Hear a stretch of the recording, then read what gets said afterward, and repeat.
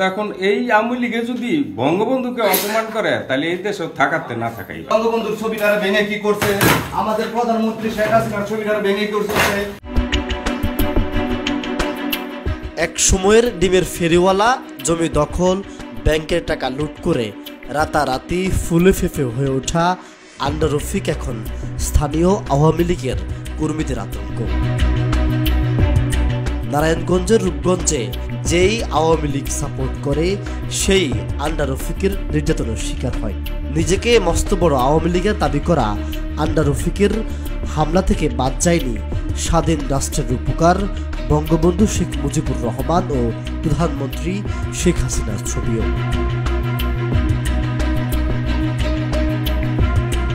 আধিপত্য বিস্তারে আন্ডা রফিকের নেতৃত্বে হামলা চালানো হয় একই উপজেলার দাউদপুর ইউনিয়ন পরিষদে।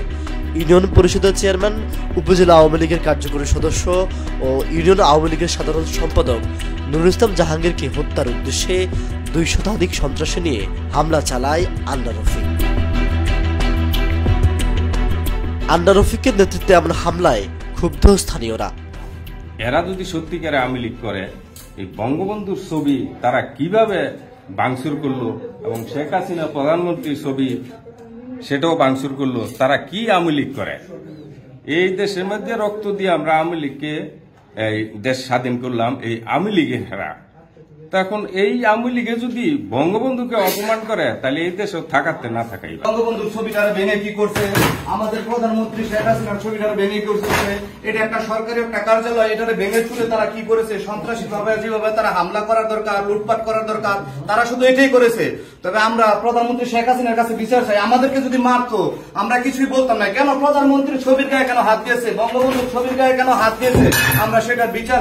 সেদিন যেভাবে ইউনিয়ন পরিষদে হামলা হয় সে বর্ণনা দিয়ে বলছিলেন সচিব শামীম মিয়া। ক্যামেরা ট্যামেরা সব ভাঙ্গিয়া পরে ঢুকছে এবং ইট পাথর নিক্ষেপ করছে বা ককটেল আওয়াজ হয়েছিল। এইভাবে করতে করতে আমাদের ভিতরে ঢুকে গেছে। ঢুকার পরে আমাদের পার্শ্ববর্তী আমাদের পরিষদের ভিতরে ছিল হুন্ডা ছিল কয়েকটা, 4-5টা অটো গাড়ি ছিল, মানে গাড়ি ছিল, এগুলো সব জ্বালাই দিচ্ছে, পোড়াই দিচ্ছে।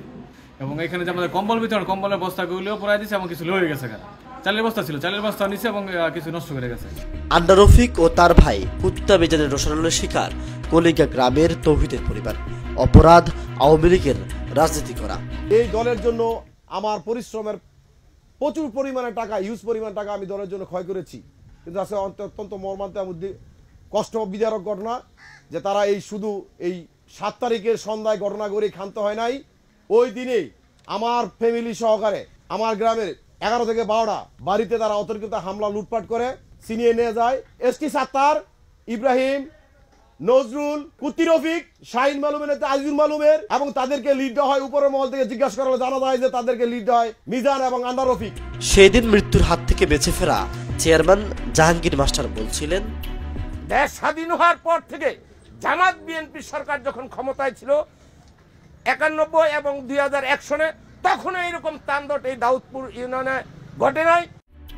অতি দ্রুতই দানবরূপী আন্ডা রফিকের বিরুদ্ধে ব্যবস্থা না নিলে আরও বেপরোয়া হয়ে ওঠার আশঙ্কা ভুক্তভোগী আওয়ামী লীগের কর্মীদের।